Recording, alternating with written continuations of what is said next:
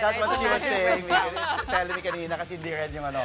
But on the show tonight, thank you once again to Tita Sean, to Madam Regina, and Your Majesty, Your Honor, Gretchen Ho. First Lady. Curtsy. On the show tonight, we've got a career game for the NBA's MVP frontrunner Shai Gilgeous-Alexander, plus another entry in the ongoing drama between Jimmy Butler and the Miami Heat. And we've also got the results of the Australian Open women's singles semis. Who's heading to the final round in Melbourne? I'm Andre Felix. And I'm Pauline Verzosa, sitting in for Cheska Liton-Calao. And here's tonight's play-by-play. Sean. Ramiro, the show by Mamoy leaves Philip. Dribbles, puts it on. Unbelievable. Gemma on the left side. Oh, the pass! Stuffing another one. Bakuna's rejecting Esteban for the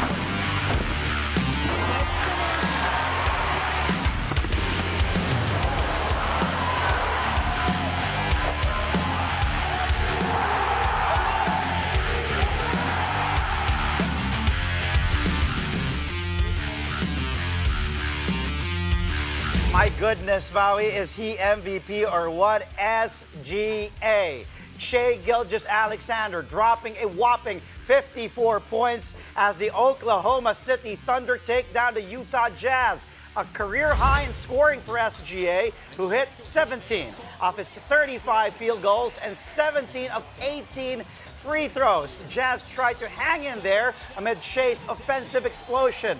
They were down by just 6 points entering the fourth quarter, but SGA himself made sure his outburst did not go to waste as he nailed what ended up being a dagger three that gave OKC a 9-point lead with 3.5 minutes to go. Final score 123-114 in favor, of course, of that man's team, OKC. Besides his 54 points, SGA also tallied 8 rebounds, 5 assists, 3 steals, and 2 blocks. Before this game, SGA's personal best in scoring was 45 points. OKC leads the West with 36 wins and 7 losses. The Jazz, meantime, remain the worst team in the conference with only 10 victories against 32 defeats. After the game, SGA spoke about his special night. A career high 54, your first 50-point game ever. Tell me about the way that you put your stamp on this game when your team needed every one of those buckets. Just tried to be aggressive, try to make the right basketball play, and then from there, just trust the work. No different from any other night. Had a few more points tonight, but nothing special. Your teammates all stepped up too. J-Dub with a massive second half. What did you think of the way that he really bridged the time that you were out? Yeah, we just embraced the moment. Obviously, we're supposed to win this game tonight, but nothing's guaranteed. We knew that. Could have been better tonight, but we just embraced where we were. Got to be where our feet were, stay in the moment, and get it done, however we take it. Yeah, and one of the ways you got it done was going small against their size. It's something you all have leaned on for years now. Tell me about the way that that impacted that fourth quarter. Yeah, just try to be scrappy. The biggest thing was rebounding. They had too many second chance points. We knew that, so we just tried to make that an emphasis. Obviously, going small was a height disadvantage, but we didn't want to use it as an excuse, and we did so tonight. All right, Shai, congrats on the amazing night. Appreciate it. Thank you. Meantime, the Cleveland Cavaliers suffer a heartbreaking loss to the Houston Rockets. The game went down to a free throw battle in the final seconds, with Houston prevailing 109-108. After squandering a 13-point lead, the Rockets rallied back and went up by 2 with 4.5 seconds to go. Houston center Alperen Sengun nailed the go-ahead foul shots to break the 107 deadlock. The Cavs had a chance to get the lead back. Tari Eason committed a flagrant foul during a Darius Garland three-point attempt with 2 ticks left. But with the pressure mounting, Garland, who is a 90% shooter from the charity stripe, missed the first 2 of his 3 freebies. Fred VanVleet led the Rockets in scoring with 26 points. The Rockets are second in the West with 29 wins and 14 losses. The Cavs, meanwhile, are still the best in the East with 36 wins and 7 losses. In a post-game interview, VanVleet shared his thoughts on his team's wild victory. Fred VanVleet, how would you describe what just happened? I don't know yet. I don't know. It's still been a blur. Sloppy game, up and down, back and forth. Two really good teams. How not to close a game there for both teams, but we were able to come out. I thought we deserved that one, man. We fought hard. Sometimes good things go your way. Sometimes they don't. Tonight they did there towards the end. We're able to close it out. You win this one despite the fact that you guys had a 6+ minute offensive drought. They went on a 19-0 run in the fourth quarter. How were you able to pull it off? It's nasty, man, but we just keep fighting, man. We've been there before. You got to keep playing, make plays down the stretch. You always rely on our defense. Stop after stop there towards the end. A couple buckets. Alfie iced them with the 2 free throws. And like I said, I thought we deserved that one. How about this Toyota Center crowd with the free throw defense? Hey, man, they won it for us there. You know, that's the ultimate 6 man. They've been showing up, showing out lately. We need to keep packing this place up. It's a special place. 35 points from the bench tonight. What kind of impact did Cam, Tari, and the bench have? Well, they saved us because we didn't have much going in the first half, and they brought an instant spark defensively for Cam, which is new for us. So he just keeps finding ways to impact the game. Him and Tari were big for us. You beat the team with the best record in the NBA, handing them only their 7th loss of the season. What does that say about you guys? We could beat anybody. We know that on any given night. We just got to play our game, play Rockets basketball. We got a shot every night. We lace them up. Freddie V, thank you. Thank you. Well, another cardiac finish here, courtesy of the Sacramento Kings, as they fought back from 18 points down early in the third quarter to beat the Golden State Warriors 123-117. Veteran DeMar DeRozan and Domantas Sabonis fueled Sacramento's second-half surge. DeRozan finished with 32 points to go with 5 rebounds, 2 assists, and as many steals and blocks. Meanwhile, Sabonis posted a monster double-double of 26 markers and 18 boards. Steph Curry and Andrew Wiggins tried to carry the Dubs, but the Chef cooked up a double-double of 14 points and 12 dimes. Wiggins had a team-high 25 points in a losing effort. The Warriors were without Draymond Green, who had a left calf strain, and Jonathan Kuminga, who is nursing an ankle injury. The Kings are now 10-2 under interim coach Doug Christie. They've climbed to 7th in the West with a 23-20 win-loss record. The Warriors fall to 11th with 21 victories against 22 defeats. Debo and Coach Christie appeared before the media and discussed their resilient showing. It's kind of a feel, understanding in those moments, you know, kind of what we need. And, you know, I just try to go out there, be aggressive, you know, just try to get us going, give ourselves opportunity. You know, I know we was down going into halftime. You know, we knew we didn't play our best basketball, so I just try to take it upon me, just be aggressive, and with that came the buckets. Man, super proud of the fight that our guys showed tonight. Challenged them at halftime. That wasn't exactly how we get down, but the second half was more about what we do. There was just so many performances. DeMar, third quarter, Malik, Keegan defensively, Domas just continues to be a monster. Foxy, 10 for 10 from the free throw line. Like his aggressiveness and gravity in the second half. I continue to say it, like I don't really worry about him offensively. He's gonna, I mean, he's brilliant, so that's not it, but he continues to lead by example and win basketball games, and that's what he does. Meanwhile, Cade Cunningham once again strengthens his case for his first All-Star selection as the Detroit Pistons defeat the Atlanta Hawks. The 2021 first overall pick went off for 29 points and 11 assists to headline Motor City's 114-104 victory. The Pistons were already up by 18 at halftime and kept the Hawks chasing until the end. Detroit did benefit from Atlanta's cold shooting. The Hawks shot a season-low 16% from three-point land. Now, it's been quite the turnaround for the Pistons this season after finishing with the worst record last year. They are now fighting for an outright playoff spot in the East with 23 victories and 21 setbacks. Meantime, the Hawks dropped to a 22-21 win-loss record. Here's Pistons head coach J.B. Bickerstaff talking about his team's winning mindset. I mean, there's an understanding of, you know, what's at stake, and there's an understanding of who we are. And this team is at its best when we're having fun. You know, there's a lesson to be learned in obviously having too much fun, which is where I thought we ended the game. We could have been much more sound some of the decisions, some of the plays we were trying to make.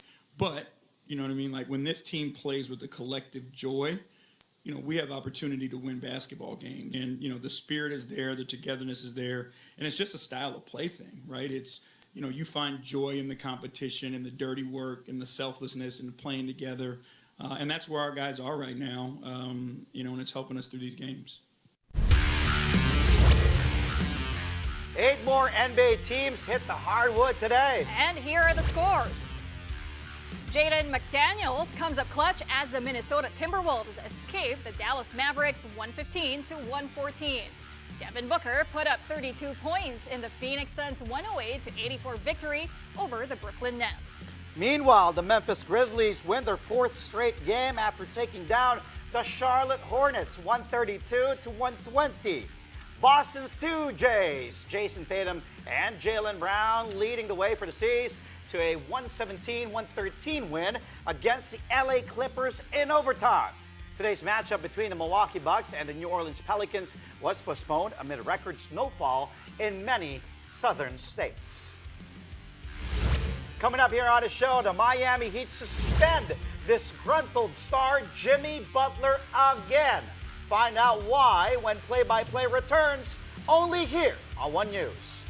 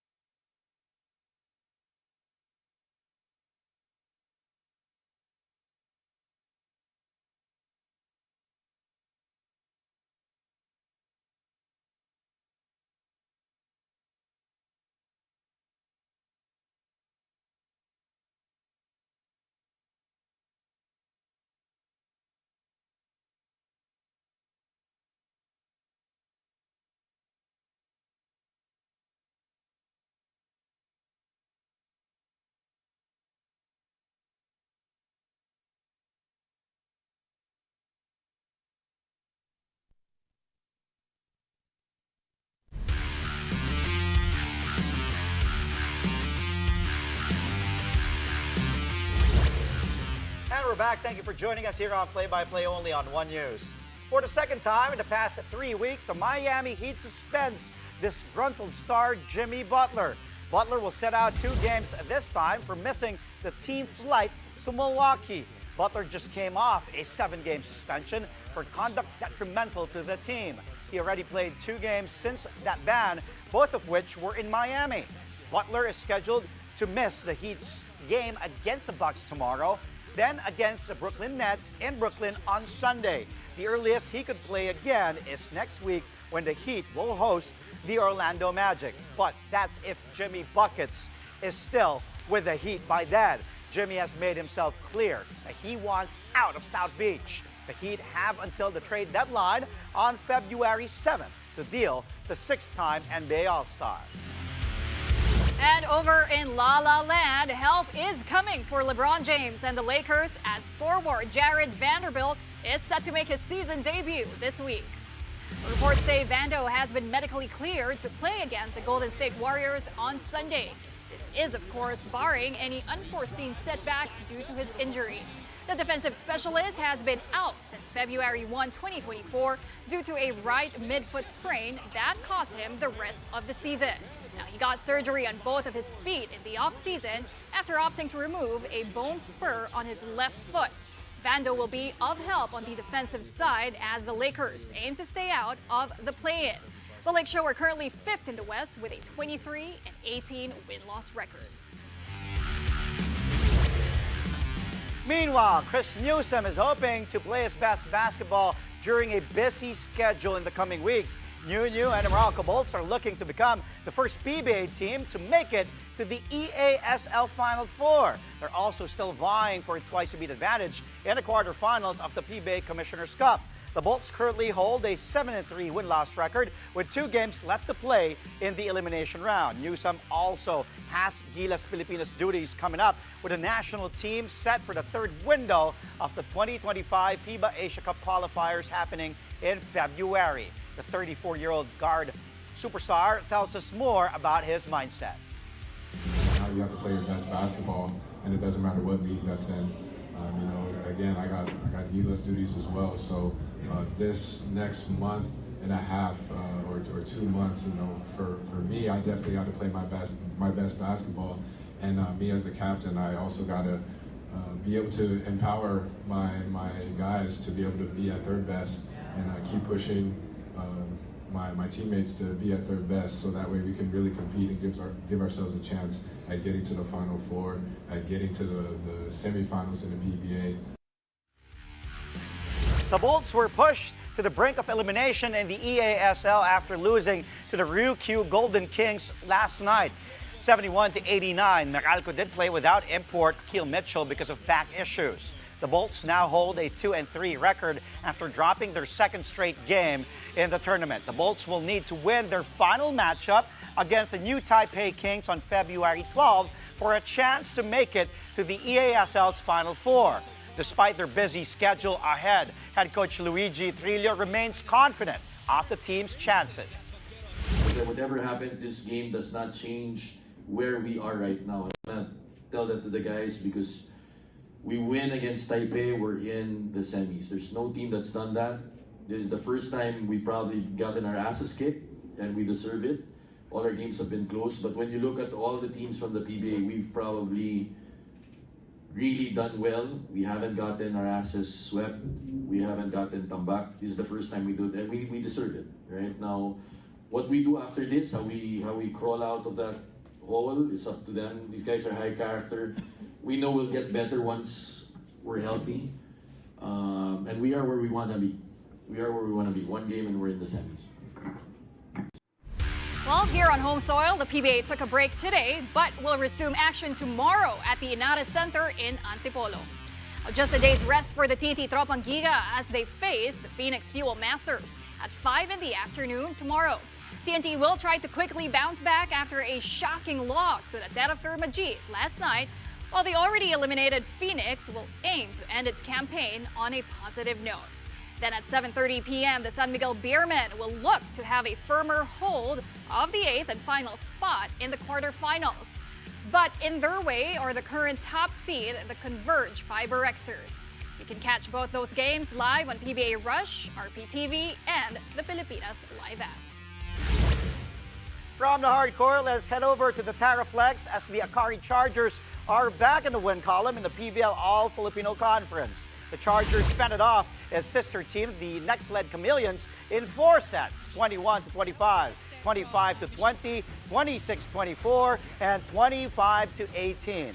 It was a bittersweet victory as Akari team captain Michelle Cobb went down with a neck injury after diving for the ball in the second set. The experienced setter had to be stretchered off from the court and was brought to the Cardinal Santos Medical Center in San Juan City.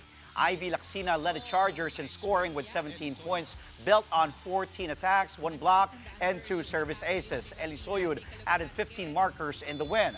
Akari now sits with a 4-4 record, while Next-led remains winless at 0-7. After the match, Lacsina and Soyud shared their thoughts on playing without their team captain. Siguro po, mas kinuhanan po namin ng lakas ng loob sa ating Mitch. Kasi syempre po, para din po sa kanya itong laro na to. And ayun po, kaya po namin na-stay yung focus talaga namin is dahil nga po dun sa binubuo po namin culture ng team. Kaya doon po kami nag-stick. And syempre yung mga tinuturo po ni Coach habang naglalaro. Sabi na, syempre gusto din ni Mitch na maglaro kami as one and ipanalo yung game ngayon para din sa kumpiyansa ng team. So, mas ginalingan namin and mas nagugod kami ng gusto. I think she just went to the hospital. She feels something. That's why we're not sure about serious injury or that. But so far, she went to hospital and now checking up. Meanwhile, the Chocomucho Flying Titans are out to secure their 3rd straight win in the PBL All-Filipino Conference. After faltering in the first set, the Flying Titans went on to secure the 2nd and 3rd sets. Chocomucho is without opposite hitter Kat Tolentino, who underwent surgery for a ruptured appendix. The Flying Titans are currently tied with the Cherry Tigo Crossovers at 5th to 6th place, sporting identical 4-3 win-loss records. It is currently the 4th set where it's neck and neck between Chocomucho and PLDT. Meanwhile, Philippine golf is officially back in the Asian Tour. Today was day one of the Smart Infinity Philippine Open 2025 at the Manila Southwoods Golf and Country Club. The event features 144 golfers. And for a closer look at some of the competitors, here's Bea Escudero with a special report.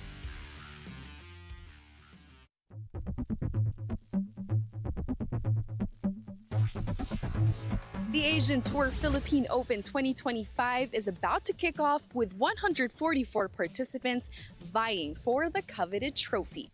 As mentioned, the Asian Tour Philippine Open kicks off with 144 participants. Several of those are our very own Filipino golf. They shared their thoughts on the 10-year hiatus and having it back in home turf.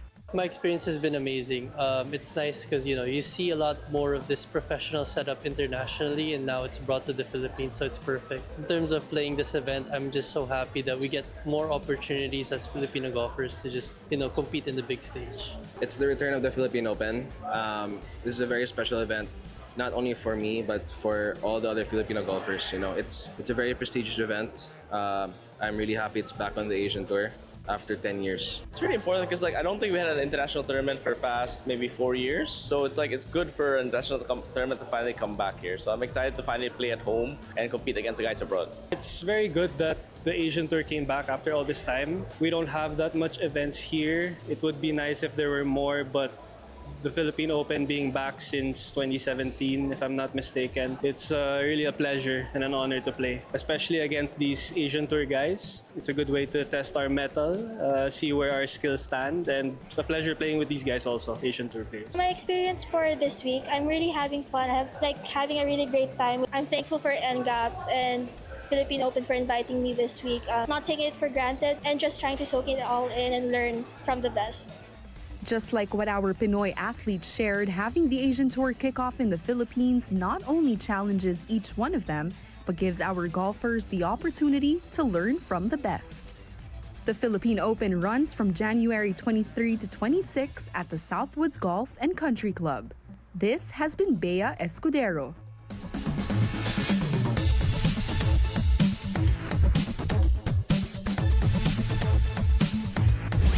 After the break, only two remain in the 2025 Australian Open Women's Singles Competition. Find out who will meet in the finals when play-by-play returns only here on One News.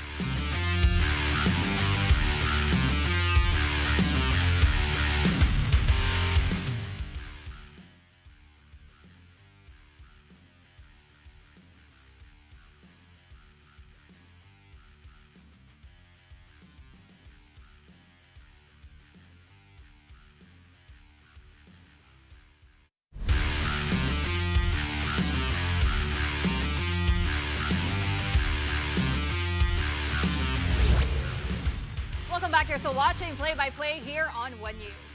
And now in tennis, Aryna Sabalenka is back in the finals of the Australian Open. The two-time defending champion made quick work of 11th seed Paula Badosa in the semis. Final score 6-4, 6-2. Sabalenka is now just a win away from completing a rare three-peat in Melbourne.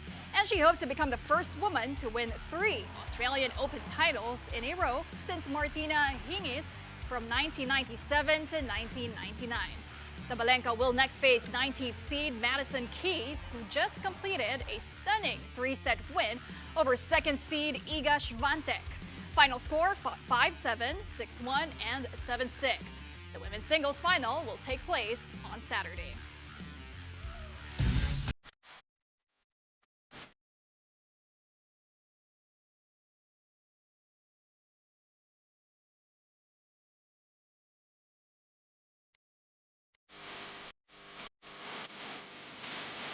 And here we go. My favorite segment of the show. What did I just drop there? Let's head to the big screen. Time for a highlight reel.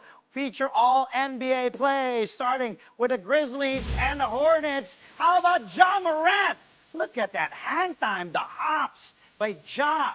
just grabbing that ball up in the air. It leads to an open three. Defensive offense. Insane athleticism that leads to a three. That's one of his 3 steals, 13 assists to go along with 16 points. Wells, who hit that three, had 13 markers himself as Memphis beats Charlotte here 132 to 120. Off to the next play. Cam Whitmore does his best Vince Carter impression. Wow, what a play there. I just look at his head. Look at his head. Over the rim. Take a look. Woo! What a slam there. Cam Whitmore chipping in 16 points. And what a pass, by the way, here. Woo! That was an awesome play on the fast break there. Whitmore snatching it way back. And credit Jay Sean Tate for the pass. Whitmore had 16 off the bench in Houston's 108 escape act over the Cleveland Cavaliers, thanks to the missed free throws earlier as reported. Meanwhile, finally a textbook pick and roll leading to a powerful Jalen Johnson slam. He loses the ball in midair and somehow still catches it. Look at that athleticism and the hang time for him. Wow, Jalen Johnson. Woo! And Double J finishing with 17 points, 9 rebounds, 4 assists, 6 steals. But the Hawks, though, lose to the Pistons in the end, 114 to 104 as Cade Cunningham and the Detroit Pistons rolling. And, of course, Cade Cunningham might be an all-star this season. All right. Any favorite plays? Well, of course, can't go wrong with Curry. I mean, still doing that Euro step classic. Wala, hindi natin napakita ngayon. Did we show Curry? Baka I like Jalen Johnson. Hindi natin ipakita. Not paying attention. Sorry, I was supposed to say Steph Curry. I thought we aired that, but Jalen Johnson right there. Pero alam ko yung sinasabi mong play. Hindi, oh. Okay. Pero ano yung gusto mo, Jalen Johnson? Jalen Johnson with a hang time there. I thought you were going to show Steph Curry earlier. Wala. Hindi umabot. All right, anyways, moving on. Before we go, former NBA Slam Dunk champion Obi Toppin sure is making the most of the Indiana Pacers trip to Paris.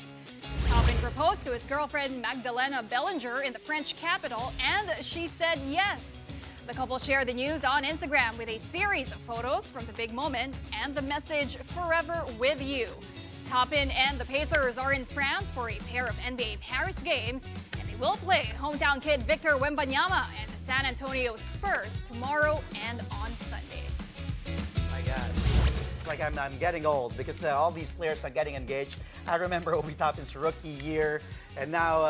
well, congratulations to them, also, once again. And yes, it will be a great game between the Pacers and the Spurs in Paris, Wemby's hometown. So imagine the crowd going crazy for Victor Wembanyama. And that's all from us tonight.